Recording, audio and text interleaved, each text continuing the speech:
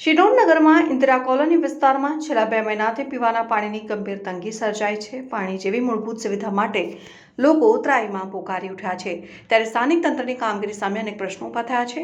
શિનોરનગરના Indira colony વિસ્તારમાં છેલ્લા 2 મહિનાથી પીવાના પાણીની સમસ્યા વિકટ બની છે।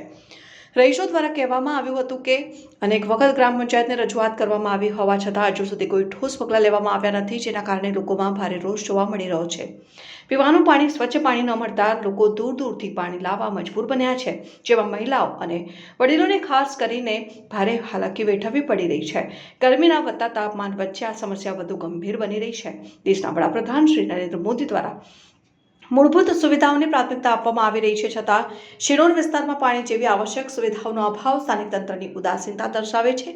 હાલમાં રહીશો દ્વારા તાત્કાલિક પાણી પુરવઠાની વ્યવસ્થા કરવા અને કાયમી ઉકેલ લાવવા તંત્રને ઉગ્ર માંગ કરવામાં આવી રહી છે। 2 મહિનાથી પાણીની સમસ્યા હલ પાણી આવતું નહીં, બસ અમને પાણીની સમસ્યા હલ કરી દો। રજૂઆત કરી પંચાયતમાં, કોઈ જોવા આવતું જ નહીં।